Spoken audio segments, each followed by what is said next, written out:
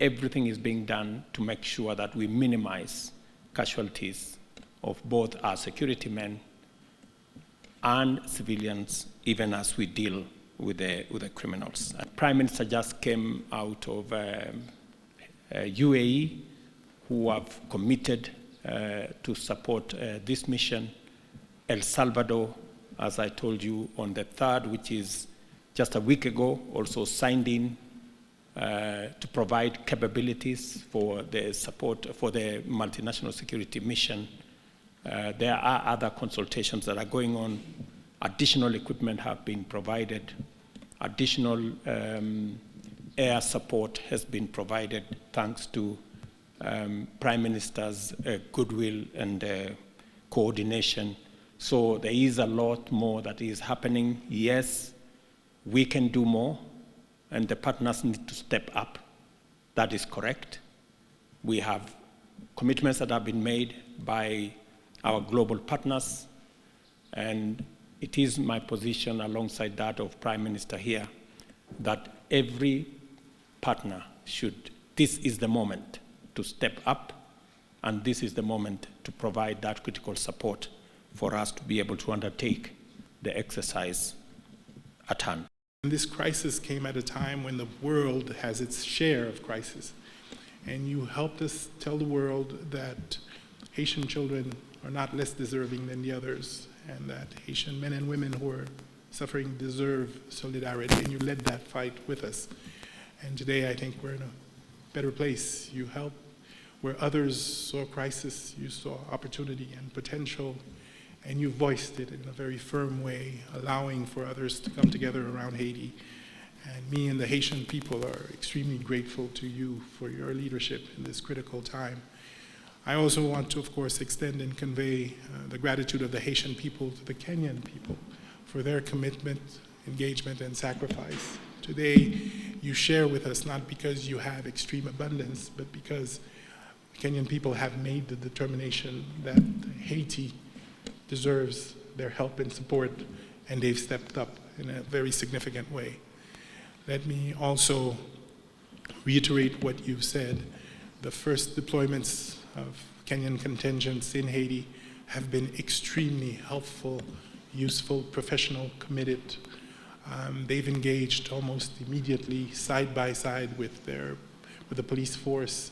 They've provided us with the wealth of experience that they have, and they continue to engage with us in a significant manner. Early on in this process, you will recall that their doubters had thought that language would be a barrier. Let me confirm that it has not. I followed directly operations in some of the most difficult circumstances, and they found ways to make sure that they protect each other and they get the mission accomplished. You said, and we agree, that this is something that we can do. If we work together, we are confident that we can see significant progress in the security situation in Haiti, and as you have pointed out, begin the rebuilding process. And we're committed to doing so. Now, obviously, our partners will have to step up and meet the commitments they've made, and the time is now. There is a sense of urgency.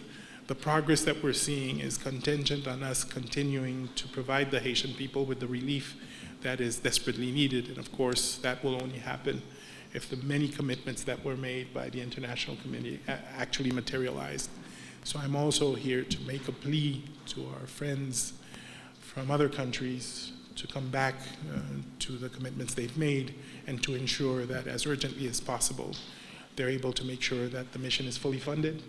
They're able to make sure that the police force and the contingent from Kenya have the resources they need to be able to be fully operational, and that already we're looking at the consolidation and the early recovery and the investments that are necessary to rebuild the schools, the health institutions that will sustain whatever progress we made.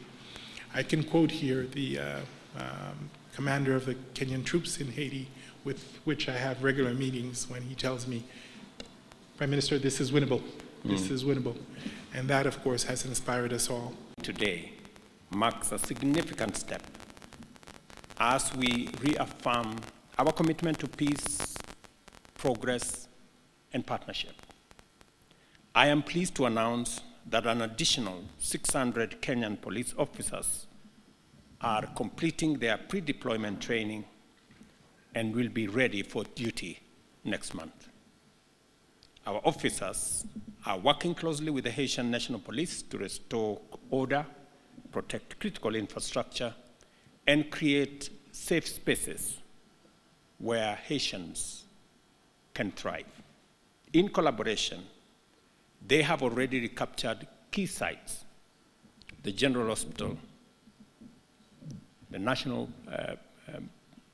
Palace, and other critical infrastructure. This process stands stark in contrast to the uncertainty that once prevailed around any meaningful deployment in Haiti. I commend the demonstrated professionalism of the MSS and urge them to remain steadfast in discharging their responsibilities.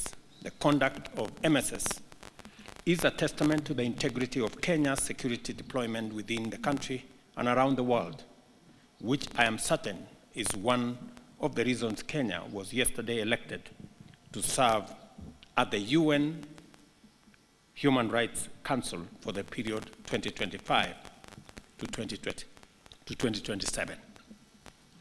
When I visited the Multinational Security Support Mission in Port-au-Prince on September 21st this year, the commander and his Haitian counterpart spoke of the positive momentum that has weakened the stronghold of gangs over the country and generated optimism for better days ahead in Haiti.